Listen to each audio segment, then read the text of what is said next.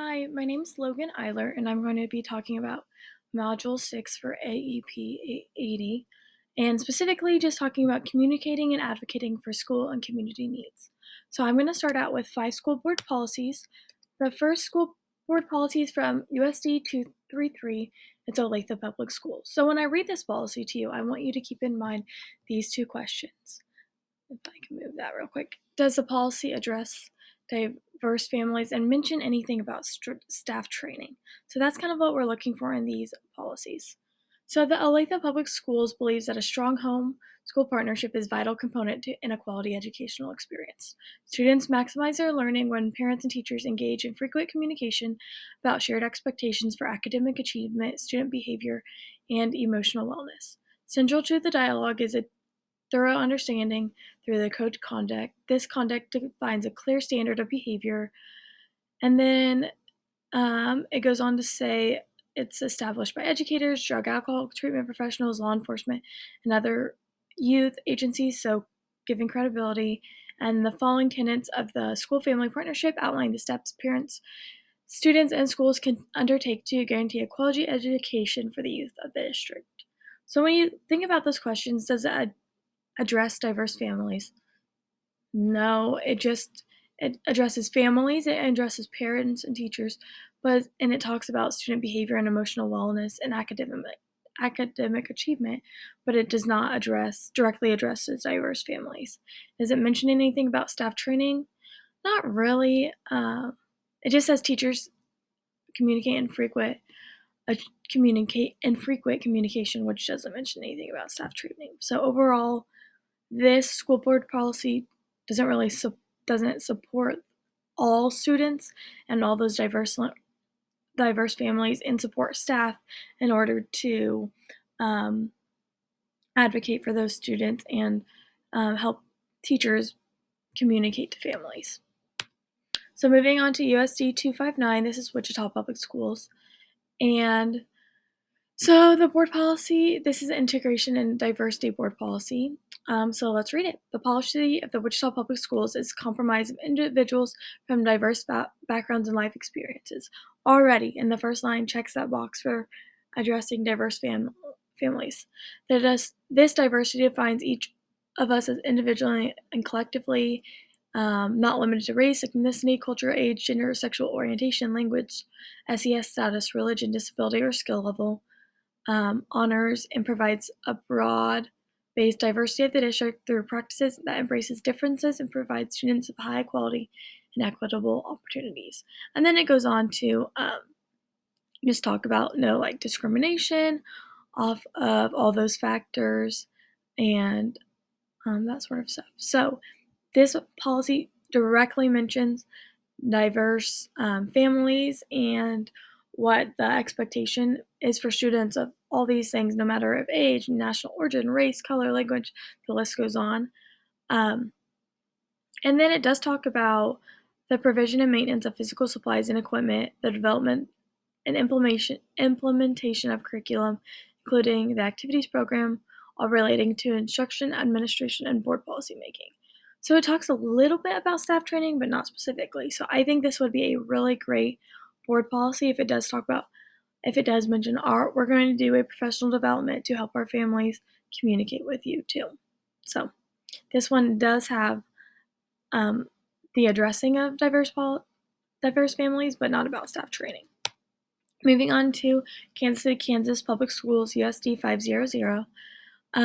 Their board policy talks about a district-wide culture of inclusion by embracing differences as a strategic opportunity to lead efforts in being diverse, equitable, inclusive for all students, family, and community. It says uses their staff to provide high-quality, rigorous instruction, safe and supportive schools, all equitably. And then there's a commitment to this equitability and inclusion, but it does not state using staff training. So it mentions the staff, but it doesn't say their staff training. And it does. This policy does address diverse families in many different ways. So moving on to the Lawrence Public Schools for USD 497. if you've kind of noticed, these are all schools in bigger cities. So Olathe's in Kansas City, Kansas is a bigger city, Wichita, and then Lawrence is around Topeka and Kansas City area. So let's dive into this Lawrence policy. It recognizes the importance of making significant shifts in mindset and practice to sustain education outcomes for students. Children, regardless of race, SES status, and other minoritized identities, will be able to access the free resources and supports to reach their full potential. To disrupt the systematic racism and other forms of injustice, the board commits to advancing education equity by applying a systematic change framework to school governance and resource allocation. So the employee behavior should contribute to where students' educational outcomes cannot be prejudiced by race, SES status, or identities, and all students and staff are engaged in a positive and academically rigorous environment where educational equity is woven into every single department or division. So when I'm kind of thinking about that and thinking about these two questions, does this policy address diverse families? Absolutely. I think it addresses diverse families in a way that makes them feel invited and welcome, and they want to give everyone the same equitable experience. Does it mention anything about staff training? This is the first board policy where it does mention a little bit. It just mentions that they hold the staff to a high standard, and it's the staff will work together. So and the staff at all levels are encouraged to raise issues of inequity. So I'd argue this one does mention staff training and does kind of on here hold that staff to a high standard. And if not, then there have other staff who are going to support better than that staff. So, and then moving on, I skipped my public school, Shawnee Mission. That was the first one. Sorry about that. Must have just skipped. This is the school I work at, Shawnee Mission. It's in the Kansas City area as well, and this is our board policy.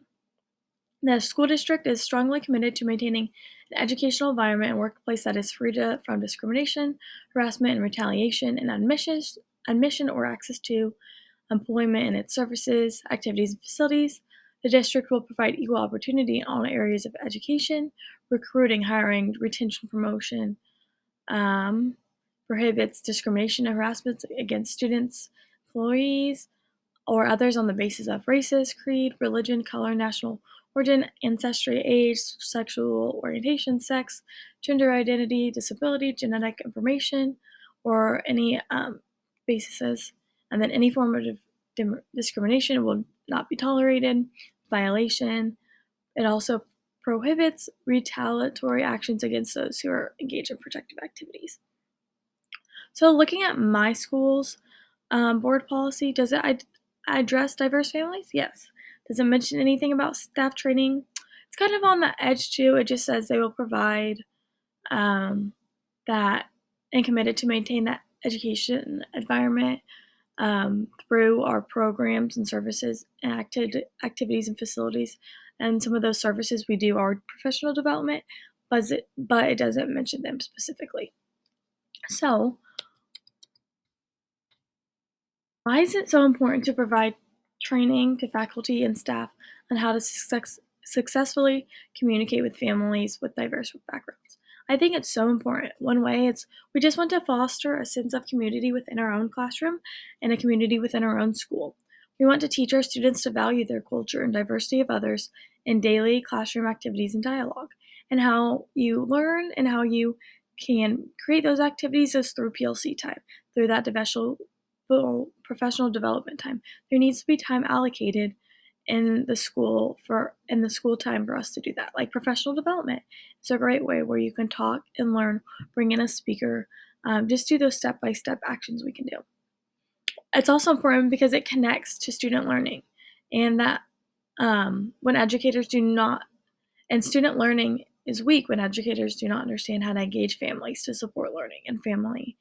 And they're just not related to the learning outcomes. And academics are at the forefront still, but like social emotional learning is right up there too. So that connection and that relationship is huge. And then another important is just in order for families to trust teachers and staff members, families must believe the school personnel are qualified, fair, dependable, and have their child's best interest at heart. So to be qualified and to be dependable and be fair, we just need those different experiences to help shape us too. So the benefits of training. One benefit is positive school attitude for both the parent and the student. So that just, from research, that just increases and goes straight up. Improved academic performance.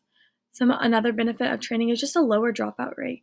Less students are dropping out, and more students are graduating when you have proper and adequate training to handle, and to engage with students and teach them where they feel comfortable. It increases school community culture with parents, staff, and students. Another benefit is promotes inclusivity and equity. And all those board policies I read, not everyone, but almost every single one mentioned and talked about diverse families, but they didn't mention how to provide training. But they did mention inclusion and equity. But to have that inclusion and equity piece, you have to have training. Benefits of training, it just allows us to self-reflect on our own biases, which is the first step, and improve as an educator. Okay, what did I say, or what am I thinking, or what are my thoughts, or how can I keep my biases out of my classroom? Just growth and parent involvement altogether. And then it just creates that open line of communication that you can use for parent-teacher conferences and all sorts of things, which I'll get in the next slide. And so some methods, tools, and techniques that just comes from professional development and learning how to communicate. We have a vision statement for family engagement. So that's huge as a school, just to have that statement, like in those board policies, that this is what we're working on, this is our mission, that all the students know. Just family interviews, open house, school conferences, get to know yous, interviews, all those things are tools and techniques to help you get to know those families. Engage parents at multiple levels, engage them with paper things sent home, engage them with emails or texts or pictures. Send them a picture of their kid just working in their classroom. I do that sometimes to my parents, and they love that. Send emails, texts, reminders. Use various ways of communication. You can use a Remind Me app. You can use Seesaw. You can use Class Tag and post pictures too. You can, whatever works for them. And then ask them what works for them. Actively make an effort to say, okay, what's your work schedule? So I don't need a like phone call you this time, or do you like this, or what's your preferred? Would you rather text? Because I can text you instead of email you, that sort of thing. Keep the language simple for students and parents. It was also mentioning use 2-syllable words, and do not use words or phrases that are just hard to understand and kind of makes you think a little bit. Just keep language simple but effective. Actively welcome students and families. So this starts from that open house that first time, or that meet the teacher night that first time you see them. Make them feel welcome, smile, have them know that you're there for them. Create a family resource center in the school. So this is a technique and tool and method that would be on later. And I think the nurse can be intertwined in this. I think the social worker could be intertwined with this. But once you have that school community, create a resource center where families can go to. And this could have a translator that is a part of this resource center. It will have just other ways to just help and support students and families. Practice active listening. Practice listening to their cultures and their traditions and what they love, and just be supportive in every way you can be. So, here are my references. I hope you enjoyed my presentation, and I look forward to completing the rest of this class. Thanks.